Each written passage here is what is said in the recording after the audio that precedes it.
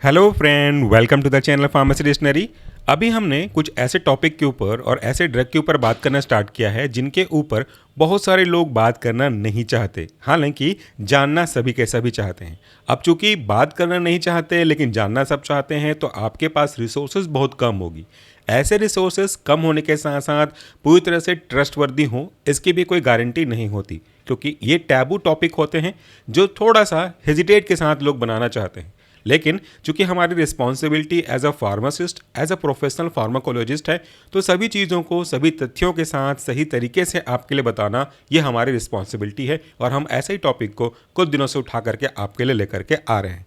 आज हम जिस टॉपिक के ऊपर बात करने वाले हैं, यानी कि जिस ड्रग के ऊपर बात करने वाले हैं, ये ड्रग अपने ब्रांड नेम से फेमस है और इसका जो नाम है वह है आईपिल, यानी कि एक ऐसा ड्रग जो कि आपको अनवांटेड प्रेगनेंसी से राहत देता है। अब ये जो टॉपिक है वो इतना महत्वपूर्ण क्यों है, उसके ऊपर पहले डिस्कस कर लेते हैं, फिर इस ड्रग के प्रोफाइल के बारे में बात करेंगे। जैसा मैंने कहा, प्रेगनेंसी एक ऐसा टर्म है जो अलग अलग लोगों के लिए अलग अलग दृष्टिकोण से, यानी कि अलग अलग एस्पेक्ट से अलग अलग मतलब लेकर के आता है। किसी के लिए खुशी का एक मैसेज लेकर के आ सकता है, तो किसी के लिए परेशानी का सबब लेकर के आ सकता है। ये व्यक्ति टू व्यक्ति, सिचुएशन टू सिचुएशन, इंटेंशन अनइंटेंशन के ऊपर डिपेंड्स करता है। अगर एक मैरिड कपल है और जो फैमिली प्लानिंग प्लान कर रहे हैं, रिसीव कंसीव करना चाहते हैं, वो अगर ये न्यूज़ सुनेंगे तो उनके साथ उनकी फैमिली पूरी तरह से खुश हो जाएगी। बट अगर वो फैमिली प्लान नहीं करना चाहते हैं, ऑलरेडी उनके पास एक सर्टेन नंबर ऑफ बच्चे हैं जिनसे वो आगे और बढ़ाना नहीं चाहते, तो उनके लिए एक प्रॉब्लम का कारण बन सकता है। अनमैरिड कपल हैं और किसी गलत तरीके से उनके बीच में एक इंटरकॉर्स डेवलप हुआ और उसके कारण से प्रेगनेंसी कंसीव हुई, तो भी उनके लिए प्रॉब्लम हो सकता है। तो ऐसे कोई भी सिचुएशन जहां पे आप चाहते हो कि आपकी प्रेगनेंसी कंसीव नहीं हो, उसको टर्मिनेट करना चाहते हो, तो फिर आप इसे यूज़ कर सकते हैं। लेकिन आपको दो चीज़ों के बीच के बारीक से अंतर को समझना पड़ेगा। ये कोई अबॉर्टिफिशिएंट नहीं है, यानी कि ये अबॉर्शन कॉज नहीं करेगा। अगर आप ऑलरेडी कंसीव कर चुके हैं, प्रेगनेंसी हो चुकी है, फिर ये ड्रग किसी काम का नहीं है और इसे आप यूज़ भी मत करिएगा। लेकिन एक unsafe intercourse, sexual relationship maintain होने के बाद अगर आप 12 से लेकर के 72 घंटे के बीच में इसे यूज़ करते हैं, तो वो प्रेगनेंसी को कंसीव होने नहीं देगा। अब ये तो उसका इंटेंशनली यूज हो गया कि किस लिए इसको यूज करते हैं। बट मेरा सजेशन यही है as a pharmacist, as a pharmacologist, कि ये जो ड्रग्स है इनका यूज आप ना करें तो बेटर है, क्योंकि ये कोई रेगुलर कॉमन कॉन्ट्रासेप्टिव पिल्स नहीं है। उस पर भी डिफरेंस है, क्योंकि लोग आपको समझाएंगे नहीं और आप समझोगे नहीं। कॉन्ट्रासेप्टिव पिल्स का मतलब होता है ऐसी दवाइयाँ जो कि आपको प्रेग्नेंट कंसीव होने नहीं देती, प्रेगनेंसी को रोकती हैं।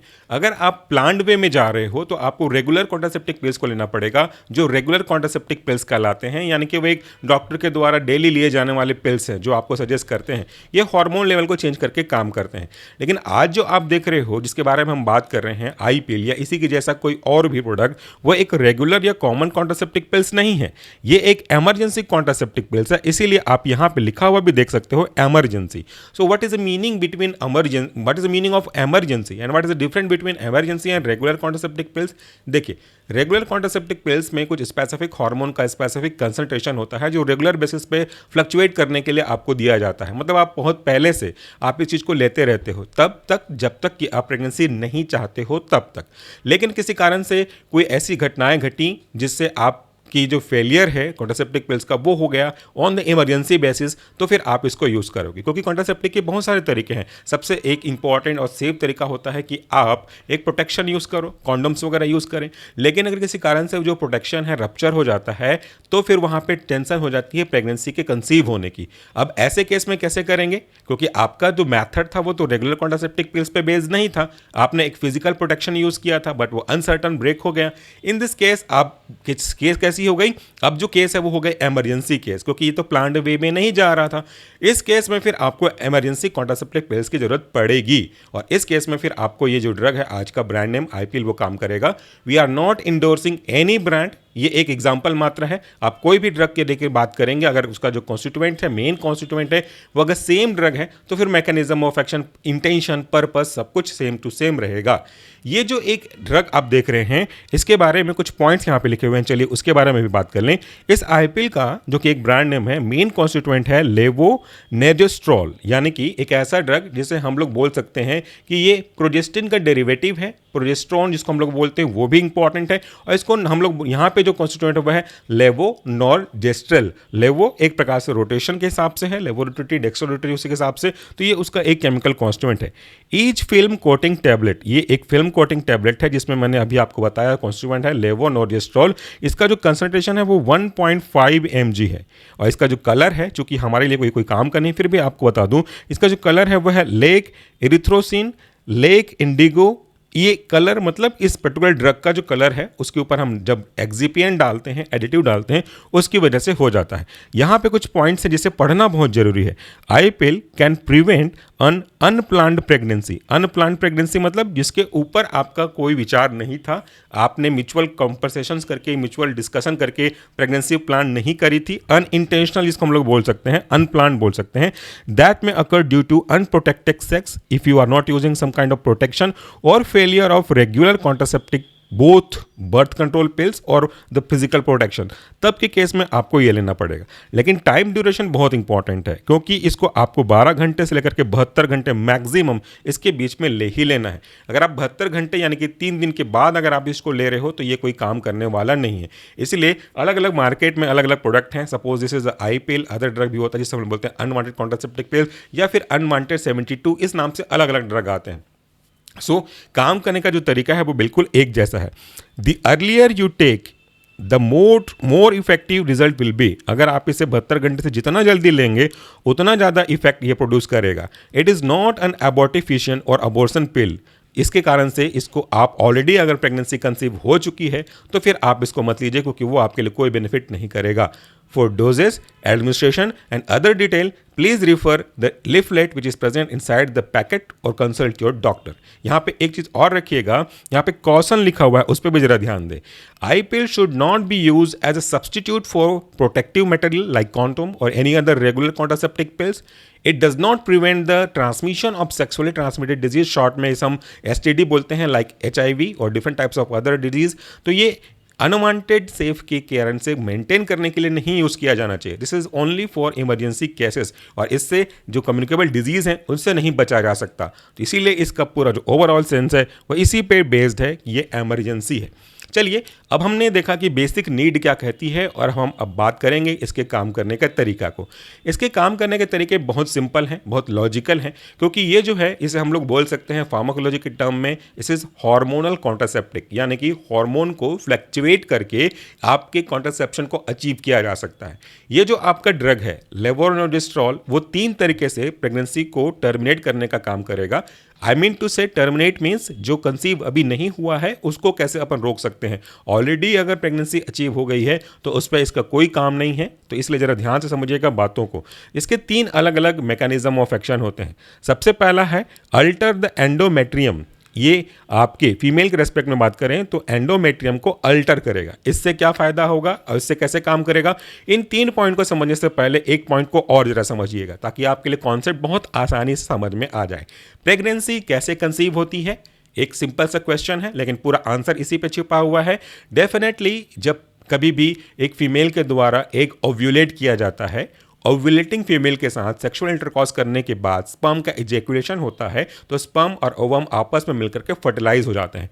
देन ओनली आपकी प्रेगनेंसी कंसीव होती है। इसके बाद जो ऑलरेडी फर्टिलाइज्ड एग है वो आपके स्पेसिफिक पार्ट पे जाकर के ग्रो करता है। यहाँ पे 3 स्टेप है। एक तो नेसेसरी है क्या, ओव्यूलेशन होना, दूसरा स्पर्म का इजैकुलेट होना और तीसरा उनको एक स्पेसिफिक एटमॉस्फेरिक कंडीशन मिलना जहां पे वो स्टेबल हो और वहां पे ग्रो कर सके। तो अगर हम इन्हीं तीनों को डिस्टर्ब कर दें तो जिनके कारण से प्रेगनेंसी अचीव हो रही है वो तो नहीं हो पाएगी। तो तरीका नंबर 1 एक कि आपके ओव्यूलेशन को इनहिबिट कर दिया जाए for certain duration of time, या तो आपके स्पर्म और ओवम को आपस में फर्टिलाइज होने नहीं दिया जाए, मिलने नहीं दिया जाए, और तीसरा कि अगर गलती से हो भी गया, आपने ड्यूरेशन थोड़ा लेट कर दिया, दोनों आपस में मिल गए, फर्टिलाइज हो गए, तो उसके मैच्योर होने के प्रोसेस को आपको टर्मिनेट करना पड़ेगा, तब जाकर के आपका जो मोटिव है वो अचीव हो पाएगा। तो बस यही 3 तरीके हैं। चलिए देखना शुरू करते हैं। पहला तरीका है अल्टर द एंडोमेट्रियम। देखिए यहाँ पे क्या लिखा है, प्रिवेंट्स द वुम्ब। वुम्ब क्या मतलब, वुम्ब मतलब गर्भाशय, तो प्रिवेंट द वुम्ब लाइनिंग, जिसको हम लोग एंडोमेट्रियम कहते हैं, इसको एक्चुअली में अपन कॉमन लैंग्वेज में वुम्ब लाइनिंग कहते हैं, from the receiving an egg even if the egg has already been released it can not implant in the womb। अगर अगर आप देखो कि एक ओव्यूलेशन अगर रोक देते हैं तब तो बात अलग ही है, लेकिन अगर ओव्यूलेशन हो गया है, already been released the egg already release हो गया, तो भी इसको इम्प्लांट वूम में होने से रोक देता है। इम्प्लांट नहीं होगा तो आगे जा करके स्पर्म के साथ फर्टिलाइज नहीं होगा। दूसरा तरीका है थिकन द सर्वाइकल फ्लूइड्स। इससे क्या होगा, अगर ये फ्लूइड थिक हो जाएगा तो ये प्रिवेंट करेगा स्पर्म को from the reaching the uterus. या अगर स्पर्म इजैकुलेट हुआ है तो उसके जो सेल्स हैं उनके मूवमेंट को स्टॉप करेगा, मूवमेंट करते करते उसके यूट्रस तक पहुंचने के प्रोसेस को स्टॉप करेगा। तो इस तरीके से स्पर्म वहाँ तक पहुँच ही नहीं पाएंगे, ओवम तक, और इसके कारण से फर्टिलाइजेशन का जो पूरा प्रोसेस है वो स्टॉप हो जाएगा, पूरा हो ही नहीं पाएगा वहाँ पे। तीसरा स्टेप है स्टॉप ओव्यूलेशन। अगर ओव्यूलेशन बंद कर दिया जाए, एग का रिलीज होना बंद कर दिया जाए फीमेल के द्वारा, तो फिर प्रेगनेंसी कंसीव तो होने से रही, क्योंकि वहाँ पे एग ही नहीं रहेगा। तो डजेंट मैटर आपके स्पर्म इंटर होते हैं तो भी आपका फर्टिलाइजेशन कंसीव नहीं हो पाएगा। तो this is the main step. इसको थोड़ा सा इंपॉर्टेंट तरीके से समझा जा सकता है मेनली। लेकिन एक चीज़ याद रखिएगा, अगर ओव्यूलेट नहीं हुआ है तब के केस में ये स्टॉप करेगा। अगर ऑलरेडी ओव्यूलेट हो गया है तो आपका जो स्टेप नंबर 1 है वो काम करेगा। और अगर ऑलरेडी फर्टिलाइज्ड हो गया है, स्पर्म एंड ओवम का आपस में कॉम्बिनेशन हो गया है, तब फिर ये वाला फेज काम आएगा। तो तीनों केस में समझ में आ गया। मैं लास्ट में एक बार और रिवाइज कर दूंगा, तो इस पॉइंट को पहले समझ लेते हैं। Stop ovulation, prevent the release of egg from the ovaries by making body thick it already occurred, ताकि बॉडी इसको रिलीज ही ना कर पाए, और रिलीज नहीं होगी तो जैसा मैंने आपको कहा कि पॉसिबिलिटीज होगी ही नहीं। अब इस तरीके से हम समझ गए कि कैसे हमारा जो ड्रग है वो काम करता है। एक बार फिर से रिपीट करते हैं मैकेनिज्म ऑफ एक्शन को।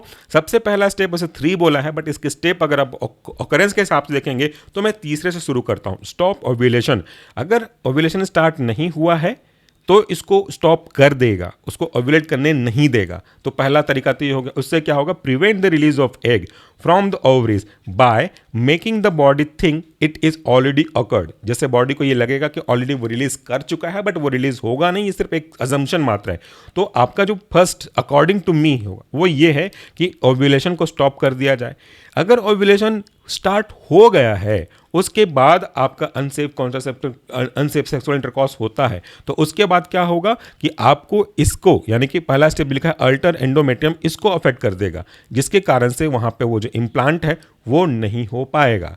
अब उसके बाद भी अगर आप लेट कर देते हो, क्योंकि 72 आवर्स हैं और उस 72 आवर्स में काफ़ी कुछ प्रोसेस हो चुका होगा मूवमेंट ऑफ स्पर्म के अलावा, तो इस केस में अब आपका काम आएगा थिकन द सर्वाइकल फ्लूइड। इसके कारण से क्या होगा, स्पर्म को आपके ओवम से कंबाइन होने नहीं दिया जाएगा, और इससे जो ओव्यूलेशन होने के बावजूद भी आपका प्रोसेस नहीं हो पाएंगे कंसीव करने के। तो इस 3 तरीके से आपका जो आईपीएल है, यानी कि लेवोनोलेस्ट्रॉल का कंटेंट है, वो काम करता है। याद रखिएगा, इनके 3 तरीकों में से कोई भी तरीका फॉलो कर सकता है, लेकिन यहाँ पे एक चीज़ बहुत क्लियर है कि अल्टीमेटली अगर आपके एग और स्पर्म फर्टिलाइज नहीं हुए हैं तो ये काम करेगा।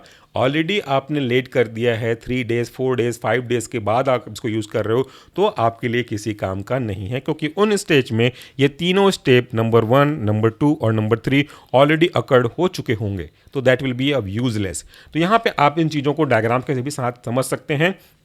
यहाँ पे इस डायग्राम में देखिए, this is cervix part, this is vaginal part, इस एंडोमेट्रियम, एंडोमेट्रियम वाला ये हिस्सा है, ये ओवरी है, दोनों साइड के ओवरी है, तो यहाँ भी आप ओवरी समझ सकते हो। This is fallopian tube and this is uterus.